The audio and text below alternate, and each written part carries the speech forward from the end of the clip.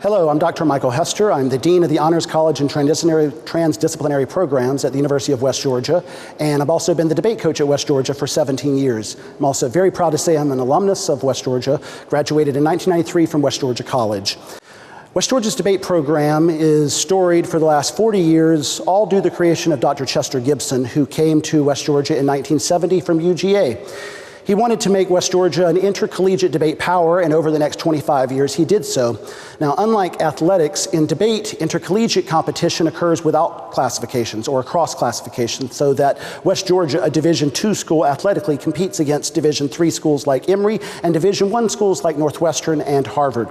Over his 25-year career as the debate coach at West Georgia, he built West Georgia into a powerhouse, and in 1995, I took over as the debate coach at West Georgia and was able to continue that success.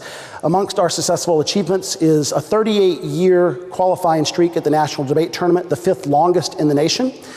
The debaters that you're going to see today all came to West Georgia because of its debate program. I was in the mass communication department as an instructor and the debate coach for 7 years before I had an opportunity to leave mass communication and move the debate program into the Honors College under the guidance of our dean, Dr. Donald Wagner, who, when I graduated from West Georgia in 1993, was my political science advisor and a political science professor in the political science department. I really look forward to working with him and, to be honest, the office manager, Patty Giles. And for the past 10 years, I've guided the debate program as it's been housed in the Honors College. Now, I want to alert the audience that today's debate is going to be performed by 4 students, none of which are yet 20 years old. All of the students, in fact, are literally teenagers. The topic they'll be debating is healthcare, which is not the topic that we debated for this year. Intercollegiate debate has one resolution that lasts an entire year. It's very research intensive. And this past year, West Georgia debated the intercollegiate topic that dealt with U.S. democracy assistance to the Middle East and North Africa. In other words, U.S. foreign policy response to the Arab Spring. In contrast, we chose topics tonight that will be better suited to a lay audience like yourself. The healthcare topics that we've chosen, we believe, are public controversies that you've read about and listened to on the news. Specifically, the first resolution involves the individual mandate and its constitutionality. Resolved, the individual mandate of the Affordable Health Care Act is unconstitutional. The affirmative will be provided by Miguel Feliciano, the negative by Demir Davis, both from New York City. Now, the second resolution is a bit lengthier, so I'd like to read it specifically. Resolved, birth control should be defined as a preventive service and covered by insurance without copays or deductibles as part of the national health care reform. Affirming tonight's resolution will be Osayemi Gaius Obaseki and negating Benova Robles, all 4 members of West Georgia's debate team. We thank you for joining us for tonight's debate.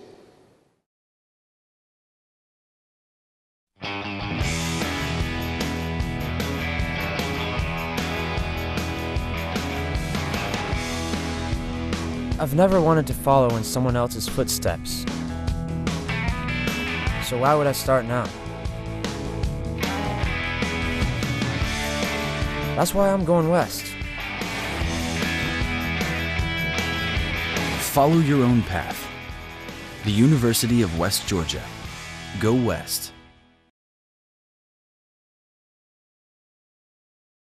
The first resolution you're going to hear is resolved. The individual mandate in the Affordable Health Care Act is unconstitutional. You can tell who affirmative is.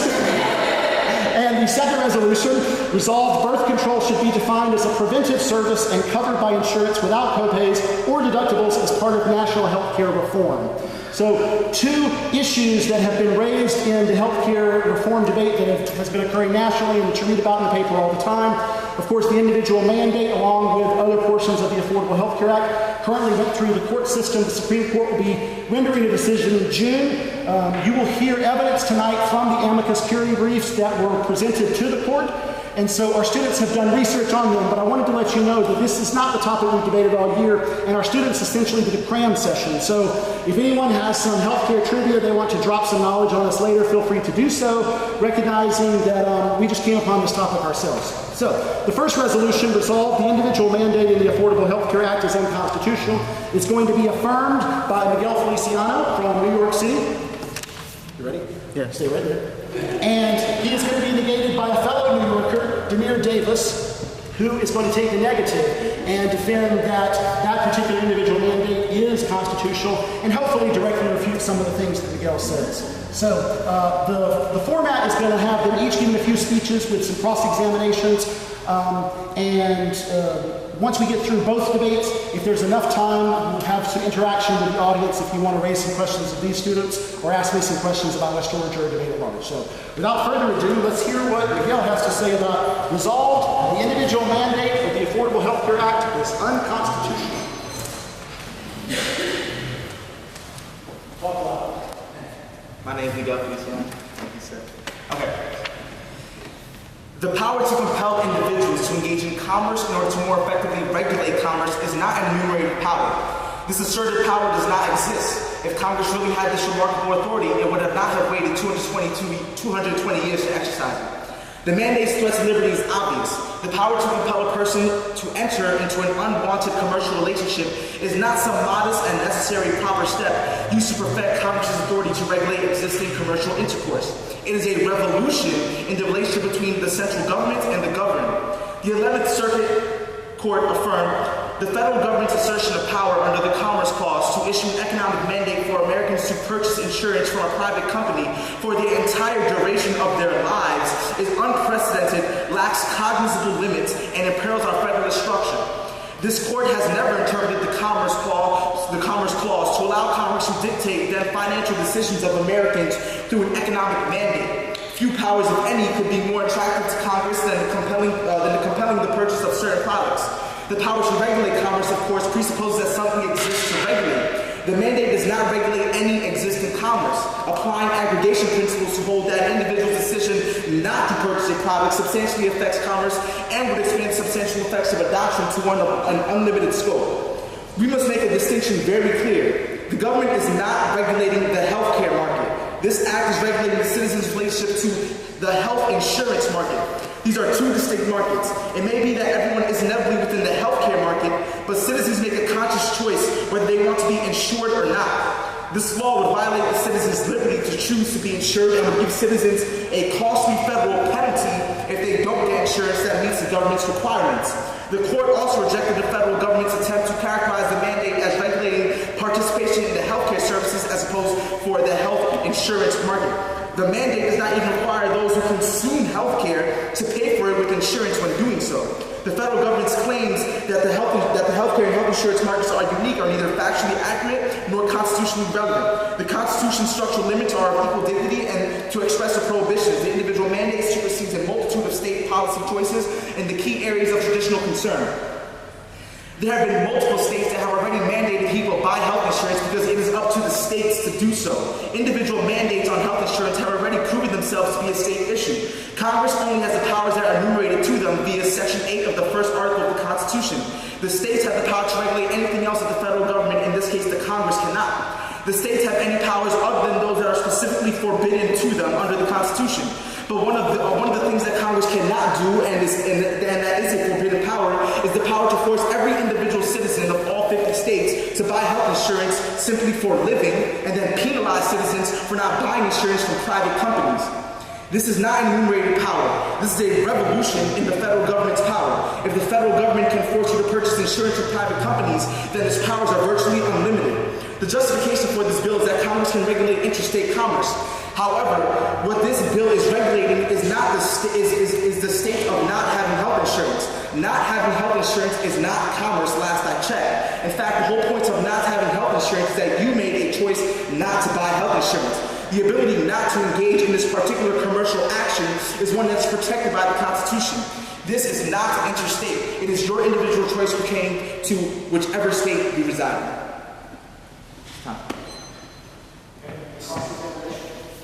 All right, your last point. You said that certain people make a choice.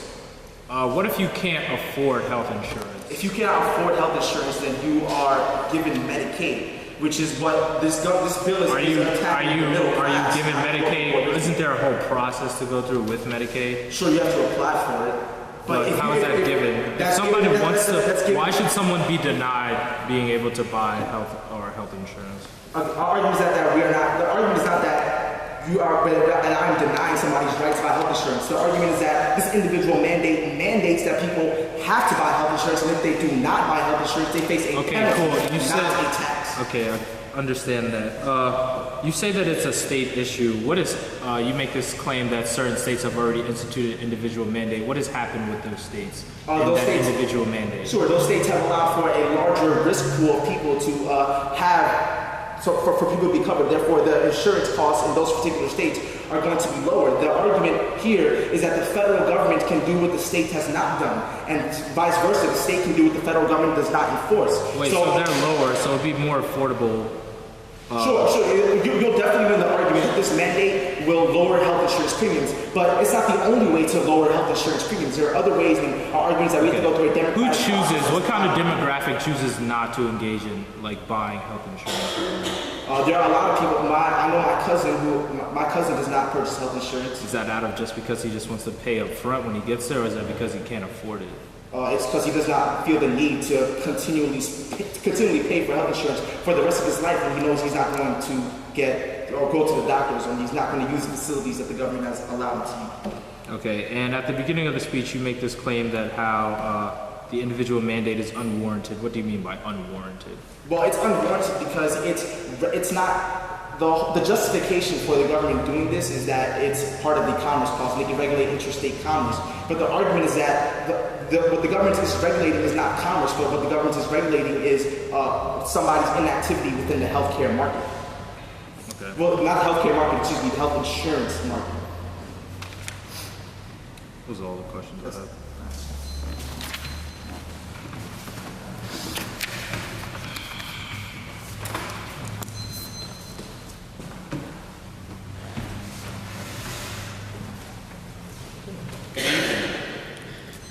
As Mike said, my name is Demir Davis. I'm a freshman at the University of West Georgia, and I will be presenting the negative.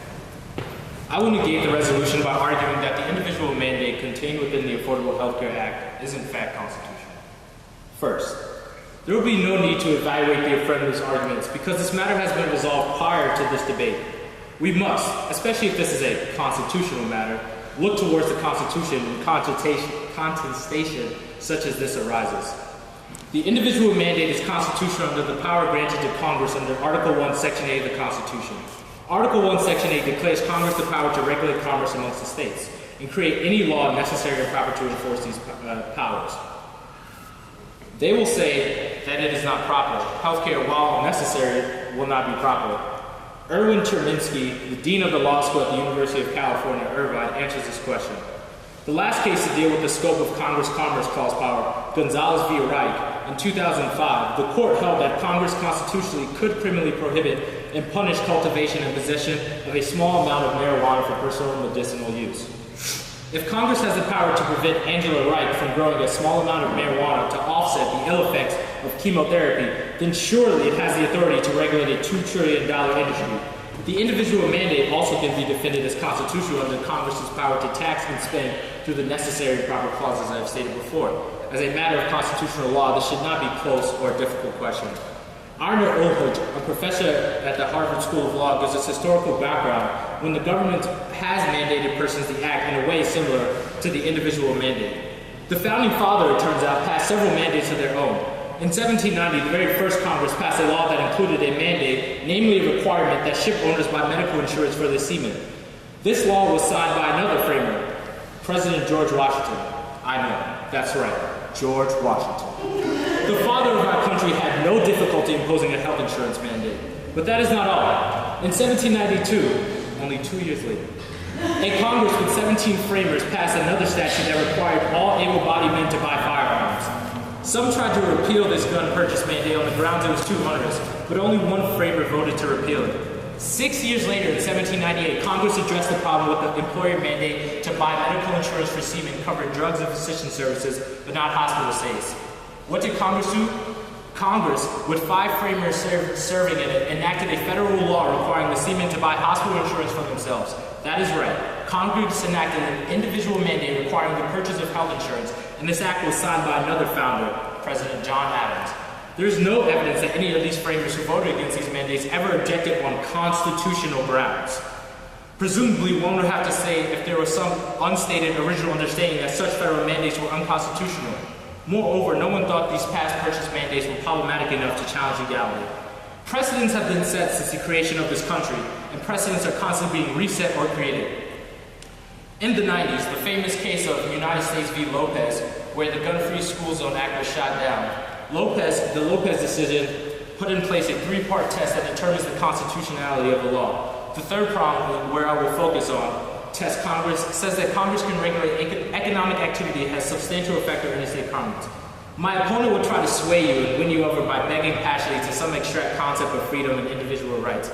And I don't think he is wrong in those characterizations, but we have to start to build for the future and understand which moves will allow us to be most comfortable and enjoyable in our time here with each other. But outside of abstraction, let us be concrete and tangible. Healthcare and the health industry are giants in America's economy. Healthcare, prevention, awareness, etc., came out to about $2.5 trillion in 2009, according to Medicare's actuaries. Even more alarming, the percentage of the GDP spent on healthcare jumped to 17.3%, from 16.2% in 2008, the largest one-year increase since 1960. According to Ken Terry of CBS News, at the current rate of growth, healthcare costs are predicated to nearly double to $4.5 trillion in 2019. At that point, they will account for 19.3%, almost a fifth of our GDP.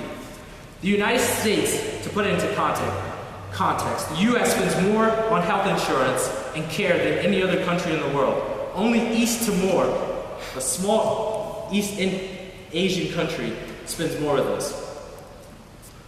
For being in the best country in the West, I would think we could learn how to save a little cash. Unlike the affirmative decision calculus, all that the Supreme Court requires is that Congress have a rational basis for believing that there is economic activity, that the individual mandate has some sort of substantial effect on interstate commerce. I don't think I need to present more evidence than healthcare constituting almost a fifth of the nation's GDP. This affects all of our lives. Relinquish the affirmative's claims of inactivity. The way healthcare operates, breathing is in action. They will say that the government is forcing people to engage in a private market by force. But what we must understand is that inactivity is still activity. The choice not to choose is still a choice, a conscious action that has certain consequences.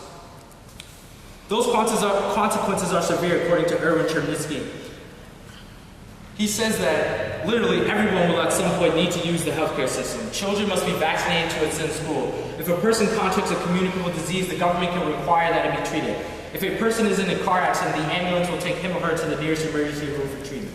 Everyone faces an economic choice, whether to purchase healthcare or whether to self-insure. Either is economic activity. Congress is regulating this economic choice by imposing a penalty on those who choose to self-insure in order to create a system where all can have access to the healthcare system. This is not a choice between fancy broccoli and regular old broccoli, as many of the people would say, or even a choice between a Chevy and a Rolls Royce. This is about life and death. Okay, so I want to address these arguments you're making about George Washington and he forced this person to get insurance for his workers, his seamen. When was judicial review established in the Constitution? Not even, yeah, sure, in the Constitution. The argument that is being made here is that there have been governmental mandates. I mean, absolutely, but we're talking about a time where judicial review was not even invented, correct?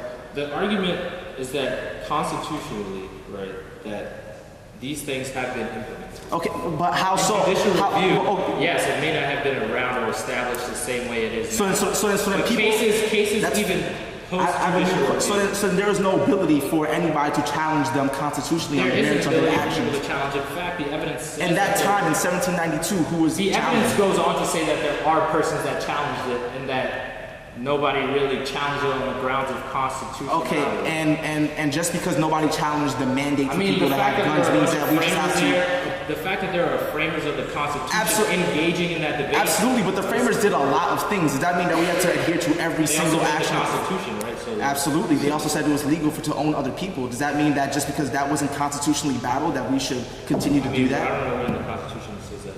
All right, sure. I mean, the old Constitution says that, but... Well, we're talking about right now. Sure. So this case on Gonzalez versus Raich, right? So this is about somebody who's producing medical marijuana for consumption and the government's ability to regulate that person because they're consuming that. How does this have anything to do with regulating a state of inactivity? How can you consume inactivity? The argument was that she was doing this small bit of prevention for chemotherapy and that they thought it was okay to regulate that small. No, absolutely, but the reason why the Supreme Court said it's okay is because they went back to Wicked and Filburn and they said that it's about policing consumption. Inactivity is still activity. Okay, but what was the When warning? I decide not to play a game, that's still a choice. That is still a choice. Why does the government have to force you to play in that game? The government is saying, it's saying it's not a forced choice, but rather it alleviates. It's an individual multiple mandate. people. It's saying that you have to do this, and if you don't, you will suffer a penalty. The same in which if you disobey the speeding law, you get a penalty. You're criminalizing. Inevitably, something's going to happen where you have to go to the hospital. Who are you to make that choice? How do you know that prices somebody? are going to skyrocket? How do you know that some? Okay, but that's a. Is there not a distinction between medical services and health insurance? What medical services like what? Like the ER room, the things that you're describing that I would inevitably part have to of go the into. GDP. That's part of the public Absolutely. So there are other ways to resolve this in a constitutional way. It makes it I'm not refuting that claim, but my argument is that is this the only way to stop that cost? The argument isn't the only way. The argument is this is this the constitutional way? Okay, so where do you have a definition of commerce that I can? Okay, it's all good.